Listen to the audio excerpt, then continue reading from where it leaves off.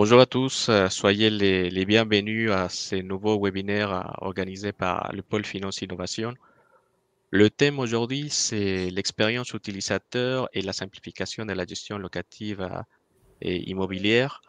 Merci au public présent et connecté et un grand merci à nos intervenants qui je présente, Émilie Rich, responsable fonctionnel d'Ardia Lab, et Loïc Couture, VP Stratégie et Innovation des Terres et Valeurs, Fabrice Houlet, CEO et founder des Zeloc, et Frédéric Remur, et cofondateur et, des Homeland.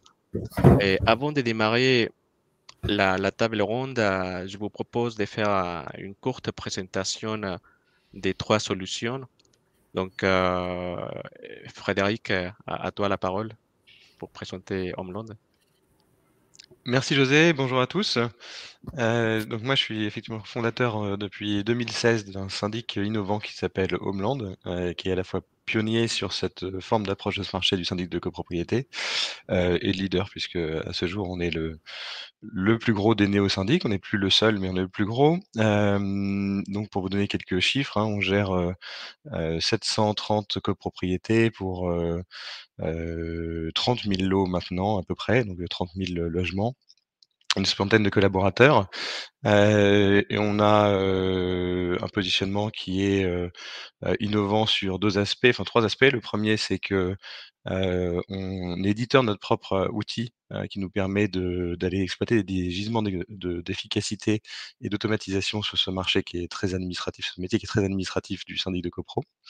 Le deuxième point sur lequel, nous innovons, c'est qu'on est une organisation qui est très différente des syndics traditionnels, et qui notamment s'appuie pour, toutes les demandes du quotidien des copropriétaires sur, une assistance 7 jours sur 7, 24 heures sur 24, par téléphone et cetera. Donc, on vient répondre là à l'attente forte, de réactivité et de disponibilité des copropriétaires. Et puis derrière ce pôle d'assistance, vous avez évidemment des gestionnaires qui se déplacent sur les immeubles et cetera. Donc, en ça, on n'est pas un syndic 100 digital, on est, comme un syndic traditionnel, sur place dans les immeubles parce que c'est le socle de notre métier, mais on utilise le digital pour, améliorer la façon dont on fait ce métier. Et puis le troisième pan de notre innovation, c'est, que nous sommes le premier syndic devenu, entreprise à mission en France, et qu'on est, extrêmement engagé dans la transition énergétique. Et donc notamment, on fait le bilan carbone des copropriétés que nous gérons, et on fait, très attention à la charte, fournisseur pour être sûr qu'on fait intervenir les meilleurs et les fournisseurs les plus respectueux. Évidemment, on est engagé dans la rénovation énergétique des bâtiments que nous gérons. Et donc c'est un projet qui est soutenu par, des financiers, des fonds, classiques et puis, également on en est très fiers, la Caisse des dépôts et consignations, qui vient justement, valider notre positionnement, sur ces enjeux environnementaux et sociaux. Hem, Vous allez vous demander sans doute ce que fait un syndic sur une table ronde sur la gestion locative, donc je réponds tout de suite à la question.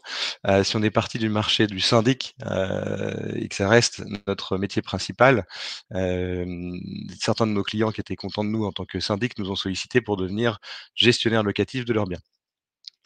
Et donc on s'est posé la question, on s'est un peu gratté la tête et puis on s'est dit: «Effectivement, ça fait beaucoup de sens dans la mesure où, les compétences que nous avons en interne pour gérer les immeubles, ce sont les mêmes compétences qui sont requises, pour gérer, les appartements». Donc, évidemment des compétences en matière de gestion des travaux, de gestion de la comptabilité, mais aussi de l'accompagnement juridique et cetera. Donc on a développé depuis, 2 ans et demi maintenant une offre de gestion locative. D'abord qu'on a réservée, en mode labo pour nos, copropriétaires et puis qui est désormais ouverte à tous les propriétaires qui souhaiteraient mettre, leurs biens en, gestion locative.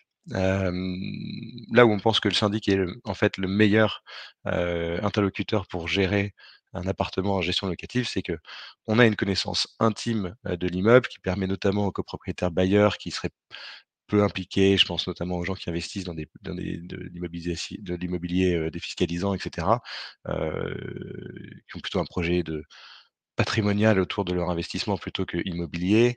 On s'occupe absolument de tout puisque, on gère à la fois les aspects, syndic, mais aussi les aspects, gestion locative et Dieu sait qu'il y a des interconnexions.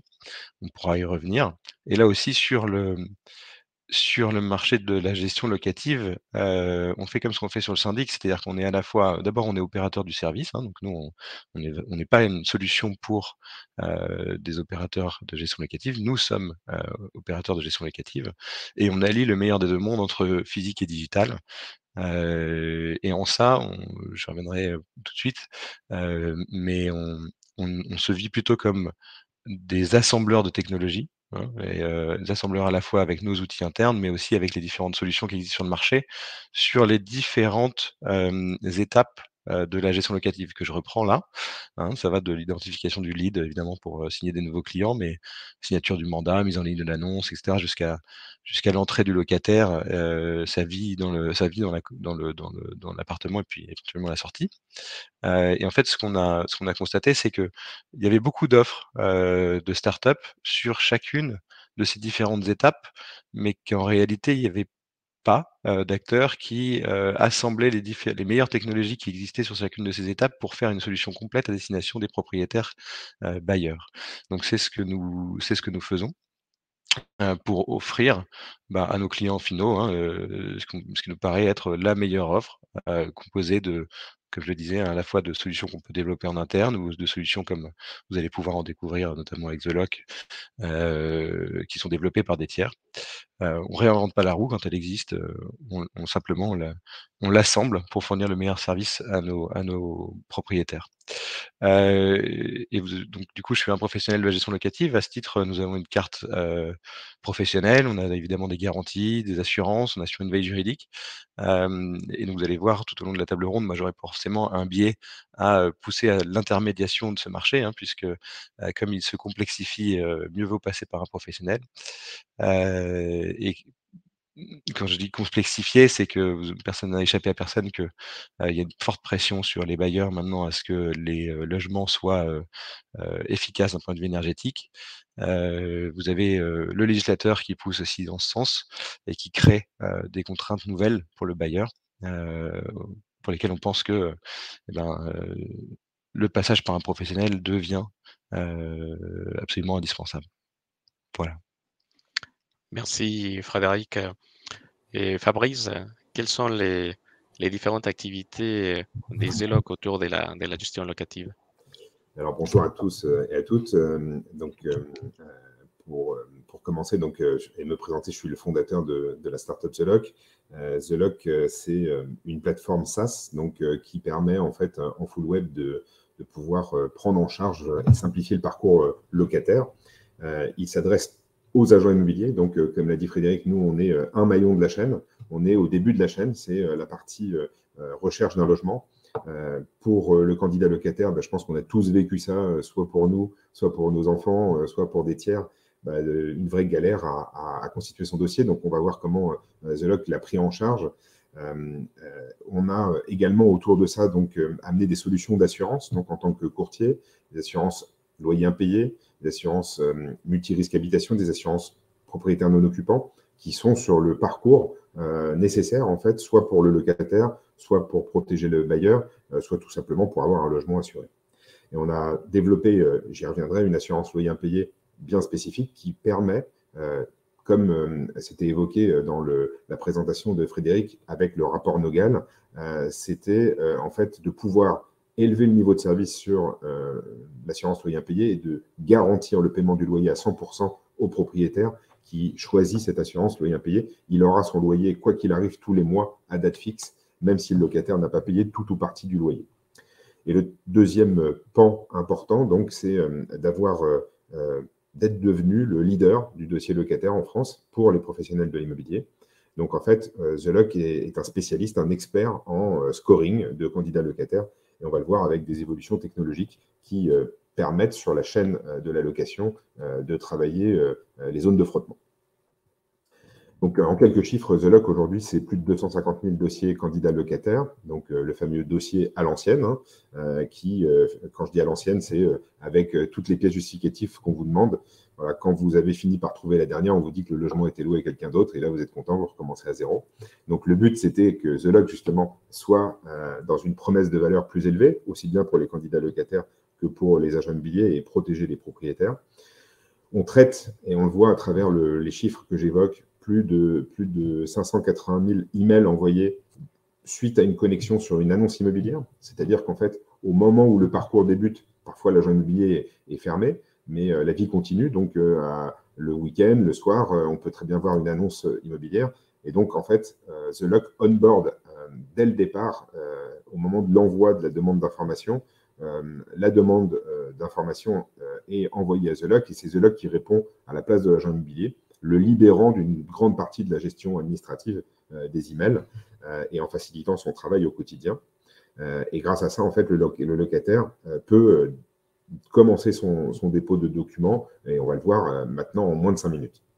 On est aussi, comme je disais, donc assureur pour le compte des bailleurs, puisque du coup, via les agents immobiliers, on assure aujourd'hui et on collecte plus de 3 millions d'euros de primes d'assurance moyen payées, donc on se rapproche des 13 000 logements assurés, et on a un trafic de plus d'1 million de personnes sur notre site. Alors, je parlais du dossier locataire. Donc là, effectivement, hein, peu d'offres. On est sur un marché où l'offre est très faible, une forte demande. Et puis, en fait, des techniques de collecte des documents qui sont ancestrales.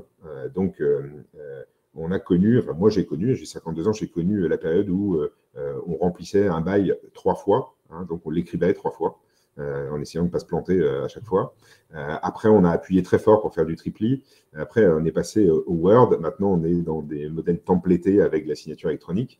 Bon, on ne se souvient pas, en fait, mais ou peu, mais on a accéléré les process, en fait. Ça en fait partie. Le dossier locataire avait encore et a encore une grande partie de digitalisation à apporter. Donc ça, c'est la collecte. Ensuite, il y a un deuxième sujet, c'est la conformité. C'est-à-dire qu'en fait, aujourd'hui, les dossiers arrivent incomplets ou non conformes. Et donc, le délai de traitement d'un dossier, un seul dossier par un professionnel de l'immobilier, est énorme. Et il est trop long puisqu'il nécessite des allers-retours par mail ou par téléphone. Alors, qu'est-ce que The Lock a fait pour révolutionner cette galère, ce caillou dans la chaussure, comme on dit? C'est que The Lock, en fait, a créé, et est le seul à avoir créé aujourd'hui, un dossier locataire universel qui donne un accord de garantie sans aucune pièce justificative en moins de 5 minutes. Alors, qu'est-ce qui a fait la différence? La différence, c'est que, on a une expertise. C'est-à-dire qu'on sait quelles sont les problématiques, les temps de traitement, puisque à travers nos logs informatiques, vu qu'on fait du dossier locataire depuis 2019, on sait le temps que passe quelqu'un à trouver ses documents et à finaliser un dossier. Et c'est 30 à 40 minutes par personne, 10 à 12 documents. Voilà, c'est quelque chose qui est tout sauf agréable. Il faut aller chercher des documents à des endroits différents. Et donc, on propose, depuis le mois de décembre, une nouvelle solution qui est de faire son dossier locataire sans aucun justificatif. Ça s'appelle le Pass Express. Donc, il est disponible en ligne 24 heures sur 24, 7 jours sur 7. Et il permet, avec un smartphone, une pièce d'identité entre les mains et ses identifiants impôts.gouv et mot de passe impôts.gouv et ou CAF, de scorer en ligne le loyer maximum mensuel qu'un candidat locataire peut prétendre auprès d'un professionnel de l'immobilier. Donc là, on a complètement modifié la donne, c'est fini la galère, on a la possibilité de le faire et surtout, l'agent immobilier récupère, après ce délai rapide, un accord de garantie. Donc cet accord de garantie, il permet tout simplement, juridiquement, de couvrir les risques que l'agent immobilier court, de protéger le bailleur en donnant immédiatement un accord de garantie jusqu'à un certain montant de loyer. Mieux, quand un locataire est scoré jusqu'à une certaine somme et que le bien a été loué à quelqu'un d'autre, on a la capacité finalement de le positionner sur un autre bien, si tant est qu'il accepte de payer un petit peu plus cher et que ça rentre dans le loyer qui est indiqué. Un point important aussi, 2 points importants, c'est que le locataire, on a pensé à lui dans toute la chaîne, c'est qu'on a élargi la capacité de scoring du locataire. Je m'explique. Quand on a accès à des données fiables qui émanent des employeurs via impôts.gouv ou de la CAF en direct, on est sûr de la donnée. Et à partir du moment où on est sûr de la donnée, qu'en plus on a fait une vérification biométrique de l'identité du candidat, on a quelque chose qui est le plus élevé possible vis-à-vis des assureurs et donc des courtiers, des actuaires qui permettent aujourd'hui finalement d'élever le niveau et d'apporter la sécurité maximale en un temps record. Donc The Lock intervient comme tiers de confiance à ce niveau-là. Donc notre but, vous l'avez compris, je termine là-dessus, c'est simplifier les parcours, améliorer l'expérience des candidats locataires en les aidant à trouver plus rapidement un logement, automatiser beaucoup de tâches administratives. Il y en a d'autres que le dossier locataire. On va sûrement parler du paiement, on va sûrement parler de l'avis dans le logement, On va parler de l'accès à la donnée, de la possibilité de pouvoir faire des déclarations de tickets de travaux. Voilà, il y a énormément de sujets autour de la gestion locative. Mais ce qui compte, et c'est ce que je défends comme Homeland, c'est que ça passe par un professionnel de l'immobilier. Et donc, The Lock, aujourd'hui, vient rassurer l'ensemble de la chaîne, sécuriser l'ensemble de la chaîne et réduit fortement le temps de traitement. C'est l'objectif quotidien de l'équipe de The Lock. Voilà pour moi. Merci Fabrice. Et Loïc, en 5 minutes, comment Intérêt Valeur contribue à la simplification de la gestion locative? Alors, tout d'abord, merci pour votre présentation. On a affaire avec Homeland et The Lock à des professionnels de l'immobilier. Alors nous, je précise, nous sommes plus une fintech finalement qu'une proptech, donc c'est-à-dire une start-up dans la technologie, tout ce qui est effectivement immobilier. Alors pourquoi je dis ça? Parce que nos solutions sont un financement, c'est simple, hein. On finance la totalité du coût de la location, dès le début. Du coup, on vient simplifier la gestion locative parce que toutes les questions a posteriori de traitement des impayés, dossiers d'assurance, etc., sont évacuées dès le début. Il n'y en a plus. Et donc, c'est intéressant aussi pour les professionnels que vous êtes de la gestion locative parce que, comme disait à l'instant Fabrice, on a un moyen de sécuriser dès le début les revenus de l'ensemble des acteurs de la chaîne de valeur.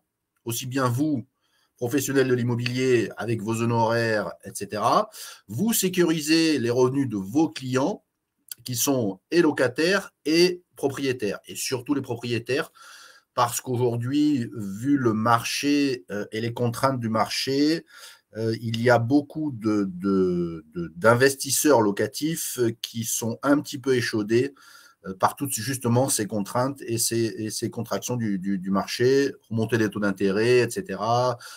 Pas forcément l'assurance d'avoir ses revenus et ses loyers tous les mois, même si les GLI sont efficaces aujourd'hui, sont bien efficaces aujourd'hui.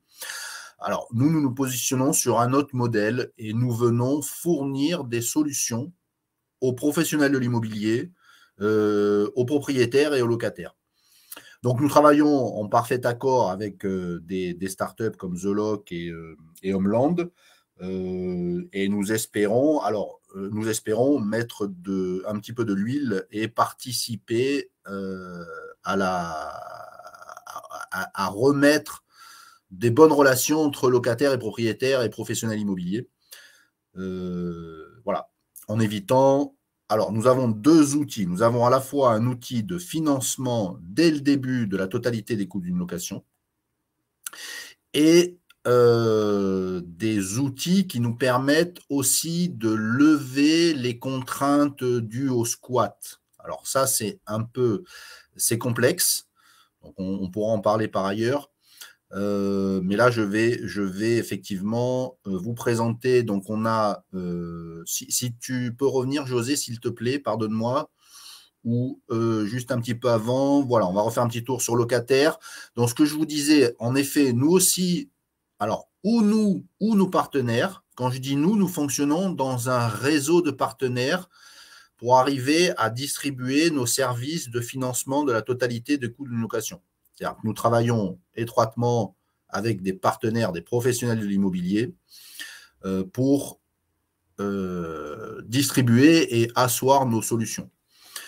Donc, on a une rapidité du dossier. Hein, ce que Fabrice a dit, The Lock et Frédéric sont vrais. On essaie autant que possible de travailler avec justement des personnes comme The Lock ou Homeland pour s'appuyer sur eux, pour rendre la location plus facile, autant pour les locataires que pour les propriétaires. Donc, ça passe par la recherche, par la constitution d'un dossier, parce qu'un dossier, aujourd'hui, c'est très chronophage, on est d'accord, autant pour le professionnel qui reçoit un locataire que pour un locataire lui-même face à son écran quand il est devant des services en ligne.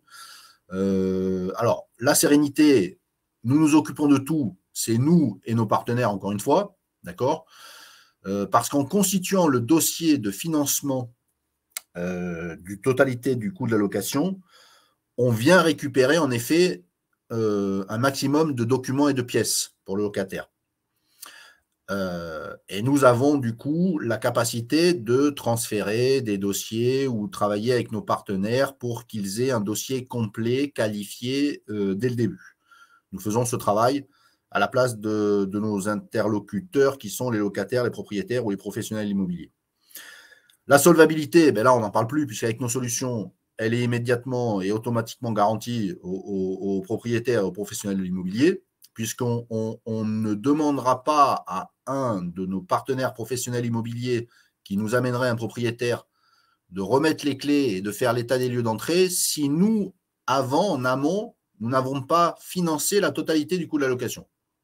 Donc, ça ne peut pas exister. On ne viendra pas vers vous, professionnels de l'immobilier, si nous n'avons pas au préalable garanti et trouvé et obtenu la totalité du financement de votre locataire ou du locataire qu'on pourrait vous amener. Donc, nous sommes vraiment un distributeur de solutions qui vous simplifie la vie à vous tous sur la chaîne de valeur de la location, de la gestion locative. Pour les propriétaires, du coup, voilà, c'est vu, hein, c'est la même chose, aucun administratif ni juridique. Et pour vous, professionnels de l'immobilier, si tu veux bien aller, voilà, effectivement, il n'y a plus de relance ni zéro litige financier, puisque ça ne peut pas exister. Mécaniquement, vous ne pouvez pas être en défaut, c'est-à-dire qu'il n'y a même pas d'assurance GLI à mobiliser, a posteriori, puisque une GLI, elle intervient après l'incident. Avec notre solution, il ne peut pas y avoir d'incident, donc ça n'existe plus avant. Voilà. Le schéma, c'est celui-ci.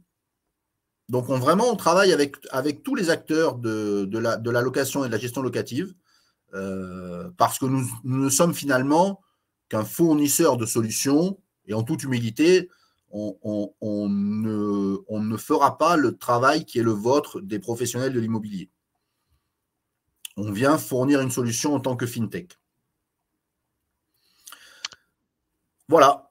Super, merci Loïc pour ces explications. Je passe la parole à Émilie pour démarrer la table ronde. Oui, merci José, merci à tous. Tout à l'heure, Fabrice, vous aviez évoqué l'époque où il fallait écrire 3 baux complètement à la main. Je pense que c'est important de parler de trajectoire de digitalisation dans l'immobilier. Et donc, vous, en tant que professionnel de gestion orienté FinTech, PropTech, comment percevez-vous la trajectoire de digitalisation du secteur, que ce soit en termes d'adaptation des innovations générales au secteur de l'immobilier ou en tant qu'adaptation et de façon générale, qu'est-ce qu'il est encore possible pour vous trois de faire pour simplifier encore la vie des gestionnaires, des locataires, des propriétaires? Eh ben, en fait, on part de loin, hein, très clairement. À mes yeux aujourd'hui, et puis j'ai dans mon expérience en fait géré jusqu'à 9500 lots en gestion locative. Donc voilà d'où me vient cette passion et cette envie de faire mieux. L'idée en fait, c'est d'amener du confort de travail aux gestionnaires, mais aussi, comme on le disait, une expérience client. Donc pourquoi on part de loin? On l'a évoqué, hein, le papier, c'est pas si loin que ça. Il y en a encore beaucoup. On parle de chèques aussi. Voilà, des chèques, c'est juste aberrant en 2023 de remettre des chèques à un professionnel de l'immobilier pour réserver une location. Et en fait, il y a bien entendu des virements, mais les virements, ils ne sont pas toujours traqués pour avoir la bonne somme qui est indiquée sur le compte bancaire. Résultat, il faut rechercher qui a payé quoi. Il y a la gestion de tout ce qui est attestation MRH, attestation récurrentes qu'il faut réclamer chaque année et qui sont des pain points du gestionnaire locatif. Et donc, en fait, si on regarde ce qui a été traité, parce que c'est la question, on est, à mon avis, à peine à 20% de ce qui est à traiter encore. Et pourquoi? C'est qu'on ne va pas assez vite. On ne va pas assez vite. Il y a la problématique d'agrégation des solutions, comme l'a évoqué Frédéric tout à l'heure, c'est de dire qui prend les solutions une par une. Aujourd'hui, qui est capable de faire un dossier locataire en moins de 5 minutes sans aucune pièce justificative? Pas grand monde, à part ceux qui utilisent Zeloc. Qui est capable de garantir son loyer avec une GLI payée par le bailleur tous les mois à 100%, avec donc paiement de l'indemnisation immédiate et prise en charge digitale du précontentieux? Pas grand monde, donc il y a encore un boulevard. Il Il y a également, je dirais, un frein au changement. Voilà, mais je pense qu'en fait, c'est l'humain qui fait ça. Hein, je me rappelle ce qu'on disait de la signature électronique au départ. C'est compliqué. Aujourd'hui, qui signe un contrat d'assurance sur un bout de table, voilà, sans compter les risques juridiques qui sont l'usurpation d'identité avec des documents qui traînent sur les bureaux, des documents qui sont envoyés par mail pour donner une pièce d'identité, pour donner un avis d'imposition. Est-ce que c'est sécurisé sur une Gmail? Je ne suis pas sûr. Donc, à un moment, c'est l'ensemble de la chaîne qui doit améliorer le système et rapidement maintenant pour pouvoir finalement remplir son devoir de conseil, se protéger de tout ce qui est risque de fraude, parce qu'il y a des gens qui sont mal intentionnés pour obtenir un logement. Et donc, vu qu'il y a une augmentation de ce nombre de fraudes documentaires, il faut trouver des solutions agrégées les unes aux autres qui prennent un bout du parcours, le milieu du parcours, la suite du parcours et la vie dans le logement, parce qu'on n'en a pas parlé. Et je pense qu'aujourd'hui, il y a encore énormément de choses. Donc, moi, je dirais 20-80 et encore 80% de boulot. Frédéric, Loïc, des commentaires là-dessus? Oui, avec grand plaisir. D'abord, je suis d'accord avec ce que dit Fabrice. Hein, il reste beaucoup à faire quand on compare à d'autres industries, mais je trouve que l'immobilier de manière générale rattrape son retard à grands pas. Moi, je crois qu'il y a 3 forces qui s'exercent quand on parle de digitalisation du secteur de l'immobilier et de la gestion locative en particulier. La première, c'est la digitalisation mise au service du propriétaire bailleur qui désormais a accès à des plateformes avec lesquelles la location de son bien sans intermédiaire est facilitée. Hein, certaines entreprises et leurs plateformes sont tout à fait ergonomiques, etc., disent rien ne sert de passer par un propriétaire de l'immobilier, épargnez-vous les honoraires, de toute façon ils sont pas à la page et donc utilisez notre super plateforme. Je pense que sont des plateformes qui sont très bien, mais encore une fois, compte tenu du contexte qui se complexifie d'un point de vue réglementaire, fiscal et financier, je trouve que c'est prendre un risque, même de passer par ces plateformes. La deuxième force qui s'exerce, c'est parce qu'il existe ces plateformes, etc., les professionnels de l'immobilier ne peuvent plus, sinon ils passent pour des ringards, ne pas proposer des solutions qui soient encore plus efficaces que celles auxquelles les bailleurs ont accès en direct. Et donc ça, nous, on a une forte pression à s'équiper, etc., et à proposer des choses qui ne peuvent simplement pas être proposées par des bailleurs en direct. Et la troisième force, quand on parle de digitalisation du secteur, mais je l'appellerais plutôt la plateformisation, c'est que dans mon sens, il faut faire attention de ne pas appeler PropTech des entreprises qui simplement permettent aux professionnels de l'immobilier de déléguer certaines tâches parmi les plus fastidieuses. Hein, parce que sinon, on se retrouve à confier typiquement la visite du bien à des gens qui ne connaissent rien, et parce qu'ils le visitent aussi pour la première fois, que ce ne sont pas vraiment des professionnels de l'immobilier, mais simplement des gens qui cherchent à faire des revenus complémentaires et qui se transforment en porteurs de clés, quoi. Et la valeur aux yeux du locataire et du propriétaire est finalement très très faible. Alors que plutôt que si le job, même s'il est fastidieux, avait été fait par le professionnel en direct. Loïc, quelque chose à rajouter? Oui, je veux bien. Il y a ce que disait Fabrice, il y a le côté humain et dans la location, et puisqu'on touche au logement, et du coup c'est foncièrement humain, on rentre dans sa demeure, on veut y être bien, etc. Et la résistance au changement fait partie des choses qui freinent un peu l'adoption. Donc tout notre travail, si je peux me permettre de parler pour nous tous, c'est réellement d'utiliser la digitalisation pour de la simplification et de la confiance.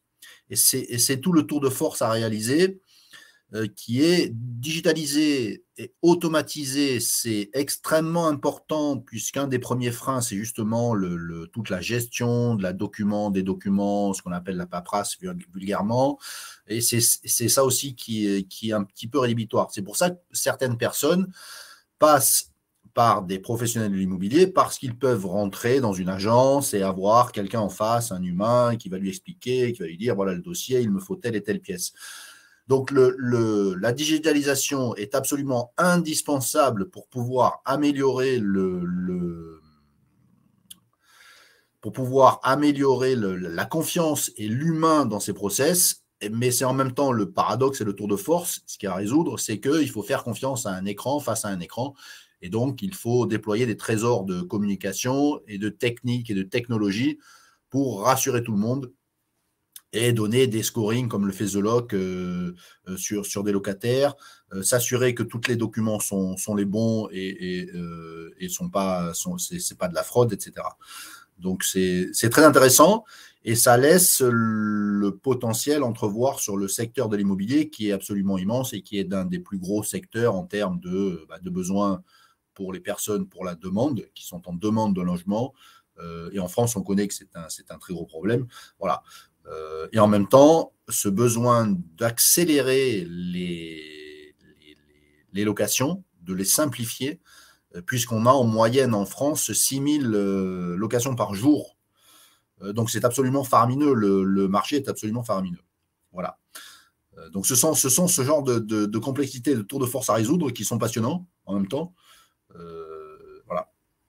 Et nous efforçons chez Terre et Valeurs de venir trouver des solutions qui à la fois respectent les projets personnels et l'humain et les personnes dans leur dimension personnelle et en même temps leur donner accès à un toit parce que c'est le premier des besoins, avoir un toit sur la tête. Et en France, on connaît les grandes difficultés d'un grand nombre de personnes à se loger correctement.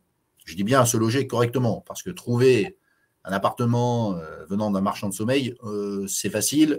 Après, trouver l'appartement dans lequel on est bien, c'est encore autre chose. Voilà. Donc, c'est tout ça que nous espérons et que nous pensons et que nous allons améliorer au sein de Terre et Valeurs et avec nos confrères de The Lock, de Homeland et toutes les personnes qui voudront bien nous aider à réhumaniser la relation entre les propriétaires et les locataires et les professionnels de l'immobilier, ce qui n'est pas chose facile. Mais c'est un beau challenge. Voilà. Oui, Loïc, vous avez parlé de confiance. C'est quelque chose d'important, surtout quand on se retrouve souvent face à des IHM impersonnels sur des plateformes. Quand on parle de tokenisation, c'est encore plus le cas. Frédéric, Fabrice, des choses à rajouter sur cet aspect-là? Est-ce que, comment vous articulez le besoin, comment vous gérez le besoin qu'ont des humains de parler à d'autres humains?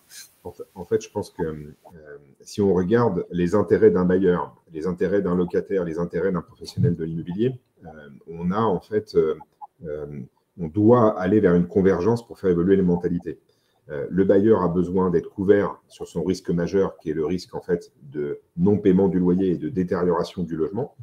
Le locataire a besoin d'avoir de l'offre de qualité à disposition et qu'elle lui permette d'y accéder rapidement, quel que soit son profil.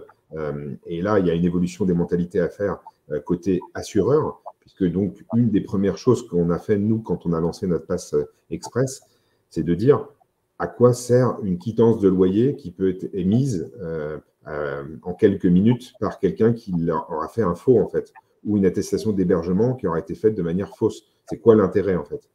Sans compter, je parle des faux sur les bulletins de salaire, des faux sur des fausses pièces d'identité, des faux avis d'imposition ou des revenus fiscaux de référence qui sont maquillés, modifiés pour correspondre au bulletin de salaire.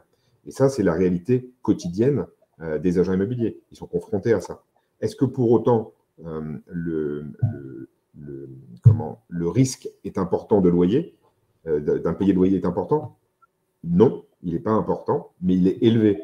Parce qu'en fait, la fréquence est faible, mais le risque est fort. On est dans le pays du monde où on a un risque le plus élevé, puisque le délai d'expulsion peut aller jusqu'à 30 mois. Donc, ce n'est pas celui qu'on constate en moyenne, mais il peut aller jusqu'à 30 mois. Donc, 30 mois d'un loyer à 1 000 €, vous imaginez, hors procédure, ce que ça peut coûter à un propriétaire bailleur. Donc, l'ensemble des solutions proposées, elles sont à la carte. Mais l'idée, c'est qu'on fasse évoluer les mentalités. Et pour faire évoluer les mentalités, il y a peut-être d'autres manières, finalement, de travailler qu'il faut aller tester. Et je dirais que les utilisateurs propriétaires et les utilisateurs locataires sont encore plus prêts que les agents immobiliers à le faire. Aujourd'hui, on paye avec une CB ou avec un smartphone. pourquoi faire un virement ou des chèques? Je reviens sur mon histoire de paiement. Quand on a une assurance multirisque habitation, est-ce qu'il est normal que tous les ans, on nous redemande de redonner l'attestation d'assurance habitation? Si on a donné son consentement RGPD, il n'y a aucune raison, c'est ce que Zeloc propose, la digitalisation finalement de la récurrence des documents administratifs nécessaires à une bonne gestion locative pour libérer le professionnel de l'immobilier et lui donner finalement plus de confort de travail et de le remettre sur son vrai métier qui est le conseil en fait, d'apporter du conseil, de l'accompagnement et de bien guider ses clients, propriétaires et locataires. Je partage encore une fois ce que dit Fabrice. Je pense que la confiance entre bailleur et locataire, elle doit passer par un tiers, le fameux tiers de confiance. Ce tiers, c'est le professionnel.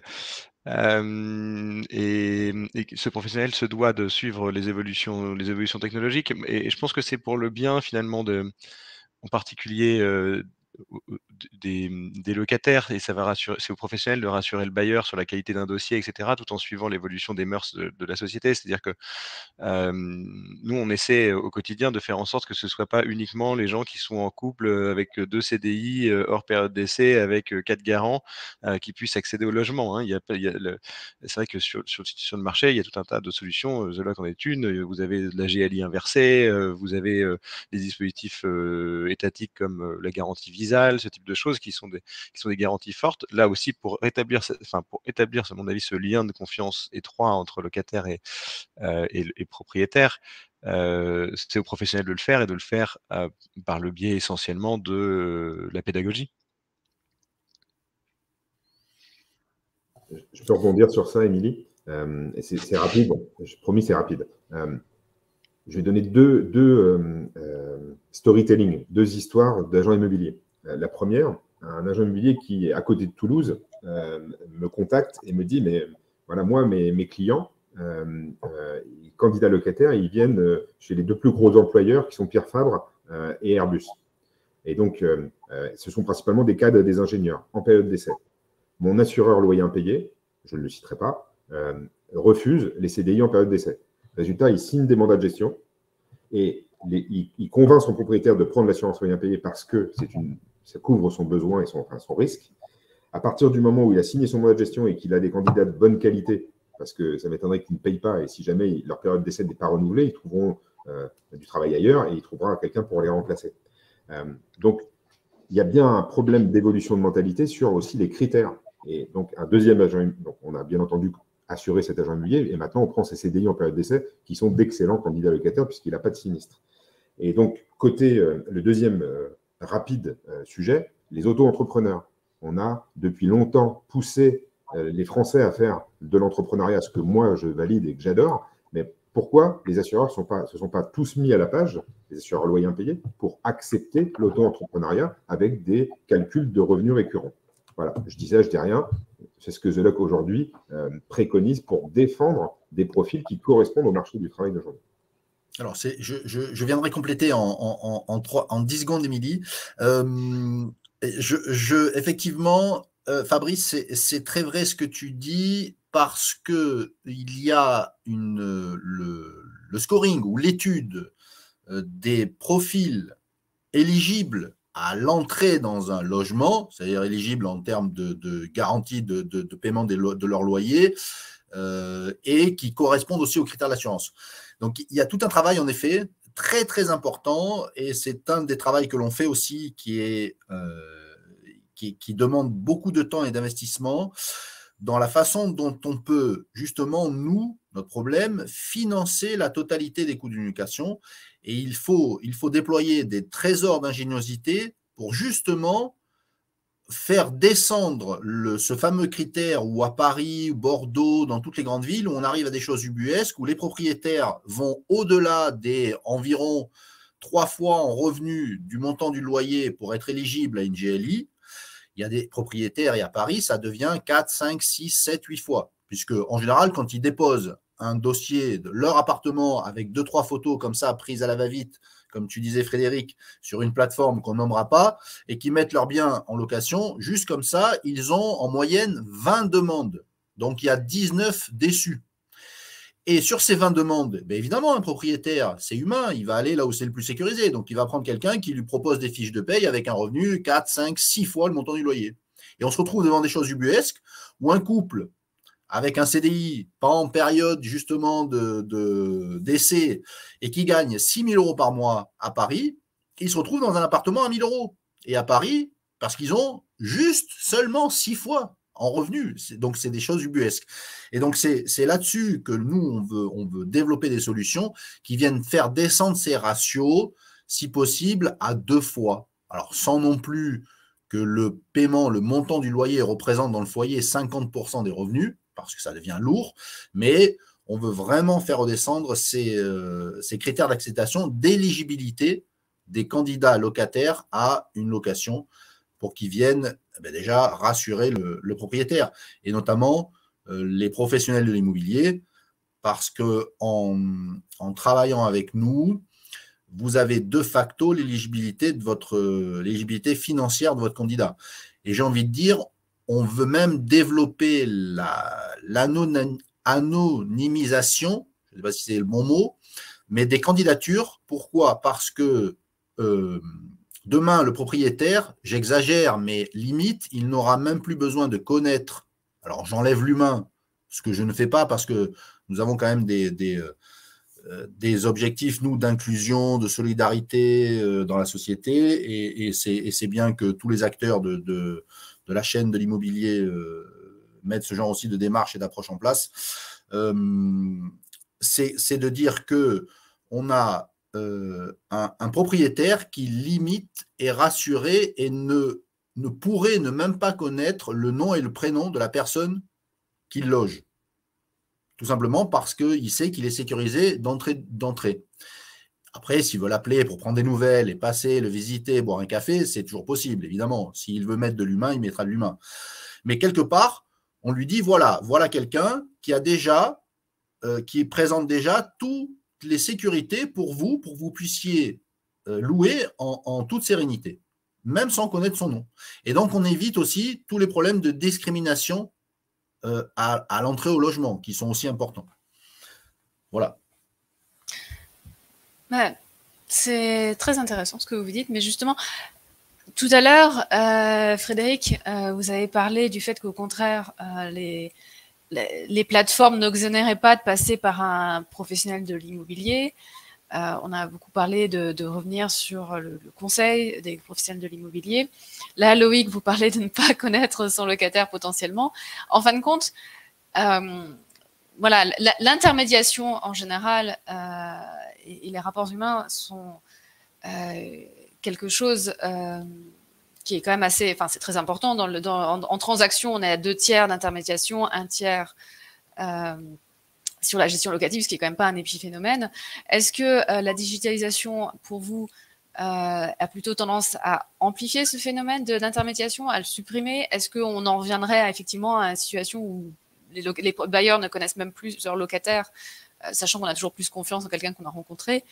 Comment vous voyez l'avenir sur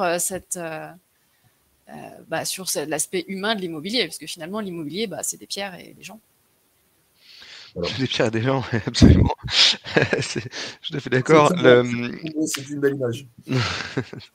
Je suis pas sûr que le propriétaire perde le pouvoir, hein. Il a toujours le pouvoir, etc. La réalité des choses, c'est que vous avez sur ce marché, il y a que 30% à peu près des logements qui sont, enfin des logements loués qui sont loués via un professionnel. Donc d'abord, il est encore tout à fait possible de le faire quand on est impliqué, qu'on a le savoir-faire pour le faire, qu'on a le temps pour le faire, qu'on se tient informé, etc. Pourquoi pas? Moi, je dissuade aucun propriétaire bailleur de mettre son appartement en location à partir du moment où il a le temps de le faire. C'est-à-dire que ça devient moins simple qu'une simple poignée de main et on se dit bon très bien. Combien d'annonces on voit encore passer directement par des particuliers qui demandent 2 mois de dépôt de garantie pour le loyer? C'est juste illégal. Et donc quand ils font ça, ils ont l'impression qu'ils se prémunissent d'une forme de risque. En réalité, ils prennent un risque juridique majeur. Voilà. Donc ce type de choses, il faut absolument qu'on y mette court et les gens qui font encore ça, sont pas tout à fait conscients des risques qu'ils prennent.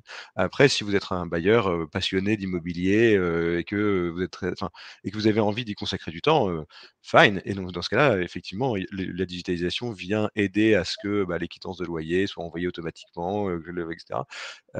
Et simplifier les choses pour les propriétaires bailleurs en direct.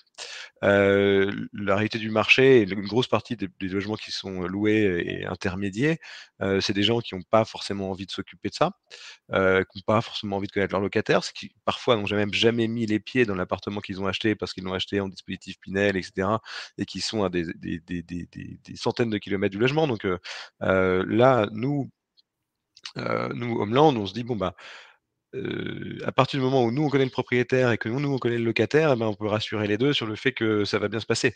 Voilà, donc c'est en ça qu'on reste le man in the middle, quoi. Voilà la façon dont on répond à cette demande de présentiel. Moi, on se déplace dans les appartements, on prend des photos, on fait les avis de loyer, on met les annonces en ligne. Enfin, on est encore très, même si on utilise tout un tas d'outils, on n'a pas perdu la proximité, ni client ni locataire. Moi, j'ai mon point de vue aussi sur finalement intermédiation ou désintermédiation. Les agents immobiliers que je côtoie depuis 25 ans, un peu plus même, que j'anime, que j'accompagne, ils ont fait énormément de travail sur la partie transaction-vente.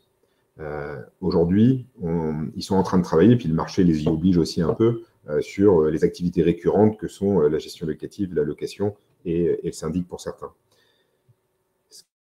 Pour moi, l'augmentation des parts de marché des professionnels de l'immobilier passe par l'élévation de leur niveau de service.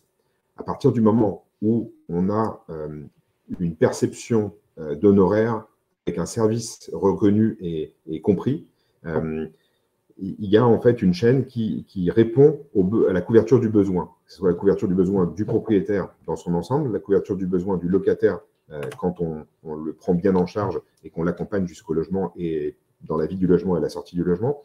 Et en fait, pour moi, et c'est ce que d'ailleurs défendait Michael Nogal aussi, c'est quoi de mieux pour sécuriser la chaîne que d'avoir les bons services, les bons outils, la sécurisation et l'élévation du niveau de service, puisque on accepte de payer le prix des honoraires, je parle, à partir du moment où on a cette perception de service élevé.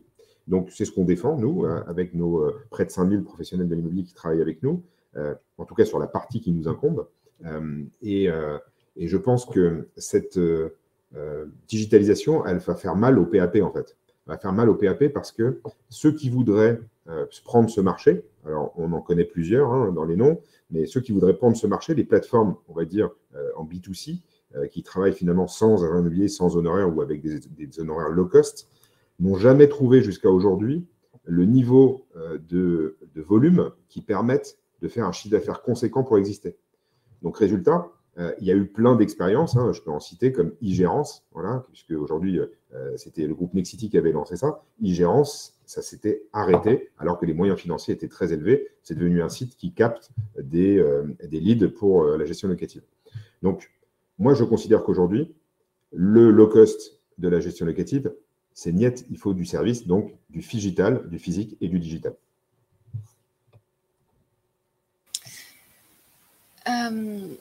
Alors, on n'a pas eu beaucoup de questions pour l'instant sur le chat. Il y a eu au début de la session une discussion en parallèle sur le dispositif proposé par Terre à Valeur. Et d'autre part, vous m'avez reprise plusieurs fois en me disant que vous n'étiez pas propre, enfin une fois en disant que vous n'étiez pas PropTech, mais soit FinTech, soit professionnel de l'immobilier. Et de façon générale, on voit pas mal de start-up en fait de la PropTech, enfin toute cette nébuleuse qui propose à la fois un dispositif et puis du digital. Et donc juste dernière petite question pour la route, on va dire. Comment est-ce que vous percevez le lien entre les deux? Et est-ce que c'était plus compliqué avant le digital pour mettre en place des solutions réellement innovantes d'un point de vue juridique et financier comme Terre et Valeur? Ou est-ce que, en fait, ça a toujours existé et c'est juste qu'aujourd'hui, naturellement, on va vers le digital? Oui, je veux bien en parler. C'est qu'aujourd'hui, l'évolution, elle se fait à travers aussi l'évolution des usages. Donc, on est en permanence connecté, on est en permanence avec son smartphone, on veut l'information rapidement. Donc, on veut son logement rapidement, on veut ensuite tout rapidement. Voilà, c'est le monde de l'immédiateté. Et en fait, si on n'a pas l'information et le retour d'information à notre demande, ben, on n'est pas satisfait. Voilà. C'est le rôle du consommateur moderne. Aujourd'hui, c'est le constat qu'on fait. Et donc, The Lock, par exemple, chevauche entre PropTech et FinTech. Je m'explique rapidement. Quand on fait notre passe express, c'est-à-dire notre dossier locataire universel qui peut être utilisé dans n'importe quelle agence immobilière de France, aussi bien en gestion locative qu'en location ou pour notre GLI. L'idée, elle n'est pas de réinventer quelque chose qui existe déjà. On s'appuie sur un prestat qui s'appelle MyTrust, je peux le citer. Et ce prestat, en fait, il est agréé par la CPR et la Banque de France et il vient en fait nous aider à sécuriser le parcours parce que lui a les agréments. Je ne vais pas aller réinventer quelque chose qui existe. Donc, c'est très, très bien. Moi, je fais mon métier avec ma communauté d'agents immobiliers, de bailleurs, de locataires, donc des centaines de milliers de dossiers locataires. Et à partir de ce moment-là, j'élève le niveau de service pour correspondre aux besoins des uns et des autres. Donc, aujourd'hui, je me considère plus FinTech chez The Lock que PropTech. Bien entendu, on travaille dans l'immobilier et on touche la PropTech, évidemment, mais notre métier a évolué dans le scoring et le fait de sécuriser de manière financière en allant chercher des données des employeurs sur le site de l'impôt.gouv, sur le site de la CAF et sur des données fiables émanant de l'État. Et ce qu'on évoquait tout à l'heure sur les critères des assureurs, ben en fait, nous, on a fait l'inverse. C'est nous qui imposons nos critères aux assureurs. Et donc, on n'est plus du tout dans la logique de j'ai des conditions générales et des conditions particulières qui nous sont imposées avec telle ou telle ineptie à l'intérieur, comme l'histoire de l'auto-entrepreneuriat ou de la période d'essai. C'est nous qui avons mis en place un algorithme innovant et qui permet en fait derrière de scorer et d'avoir fait valider ça aux grandes compagnies d'assurance. Et ça, c'est toute la différence. Merci. Alors, on a une question sur le chat très philosophique. Tout le marché n'est-il pas juste face à la gestion de la pénurie de logements à gérer de la manière la plus éthique possible? Cette éthique est-elle malmenée? Oui, alors je peux me permettre de commencer une réponse parce que la question est vaste. En effet, il y a cette pénurie de logements correspondant à un bon logement pour être quand même pour répondre au plus grand nombre, au premier des besoins, pyramide de Maslow, hein, qui est d'avoir un toit sur la tête. Donc oui, c'est une gestion de la pénurie et par bien des solutions, et notamment The Lock et Terre et Valeurs, on vient permettre à des candidats locataires à ouvrir le profil des candidats locataires à être acceptés par des propriétaires, avec tout un tas de techniques, comme l'a bien présenté The Lock et nous chez Terre et Valeurs, où le but étant de rassurer le propriétaire dans la perception de ses revenus, parce que c'est important. Pour que lui aussi soit à l'aise, il faut qu'il soit un propriétaire heureux de son locataire et qu'il y ait des bonnes relations. Il faut qu'il soit sécurisé aussi par ailleurs. Parce qu'un projet d'investissement locatif, c'est pas rien. Parfois, il y a des propriétaires c'est les projets de leur vie.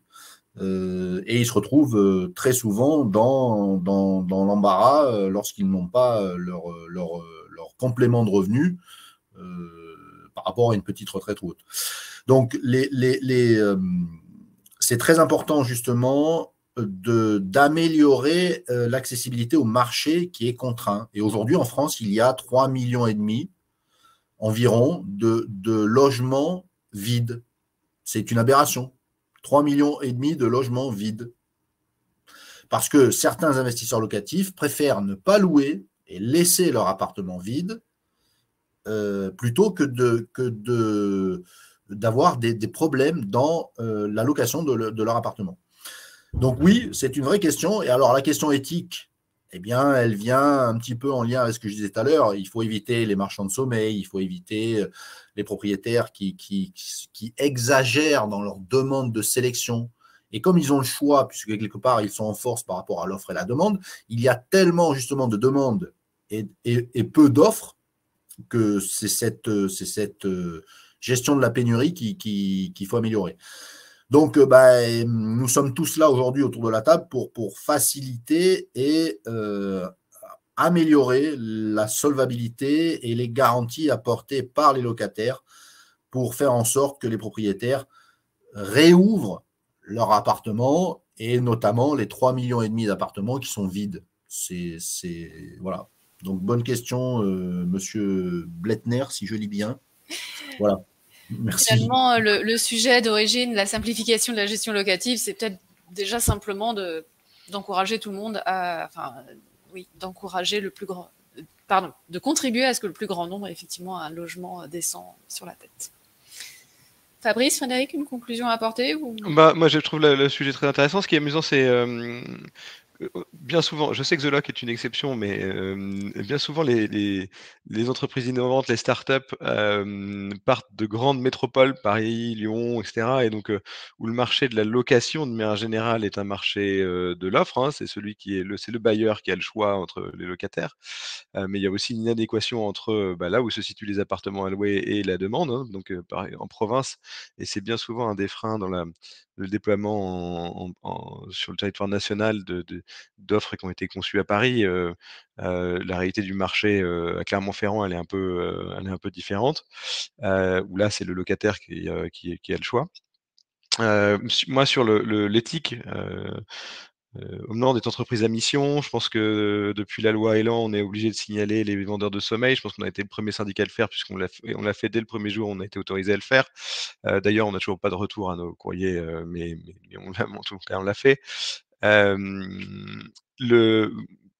Moi, je trouve là aussi, ça prêche dans le sens de la professionnalisation du secteur. C'est vrai qu'on est obligé d'être formé, hein, et on a parmi les modules obligatoires, justement, la prévention de la discrimination à la location des dossiers candidats, etc. Et comment on traite ça? Comment on traite le propriétaire qui viendrait nous demander de louer qu'à des gens qui répondent à certains critères illégaux? Et donc là aussi, je pense que la professionnalisation et l'intermédiation aident à ce que ce marché qui par nature est un marché pas forcément, enfin par nature. En tout cas, il y a une adéquation entre l'offre et la demande. Donc il y a des critères qui peuvent être de mauvais critères qui sont mis en jeu. Le professionnel vient le plus possible gommer ça. Oui, pour conclure, et dans la continuité des deux autres intervenants, en fait, l'éthique est plus difficile dans un marché tendu, c'est évident. Par contre, elle est mieux maîtrisée par les professionnels qui, eux, sont contraints. Ils sont contraints par leur devoir de conseil, leur responsabilité, mais ils sont également contraints par de la formation continue sur la lutte contre la non-discrimination. Bien entendu, ça ne veut pas dire que c'est parfait, mais ça signifie que ces professionnels sont rapidement rattrapés par la patrouille quand ils font n'importe quoi, alors qu'un particulier aujourd'hui peut s'exonérer d'énormément de choses, y compris dans la réglementation à respecter, et qu'il n'y a pas ou peu de contrôle et de sanctions les concernant.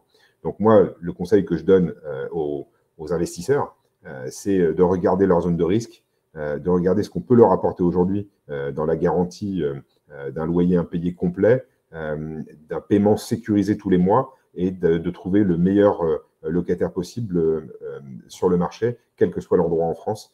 Donc voilà, on joue tous un rôle, là, dans tous ceux qui sont intervenus aujourd'hui, on joue tous un rôle dans cette amélioration du marché et l'amélioration des relations entre les parties prenantes. Merci en tout cas. Mais merci à nous 4 intervenants pour ces riches échanges, pour continuer à améliorer la gestion locative. Merci Émilie, Fabrice, Loïc et Frédéric. Merci aux participants. Et les prochains événements des finances innovation le 31 mai est sur la cybersécurité Cyber Day, le 4 juillet sur l'investissement Investment Day.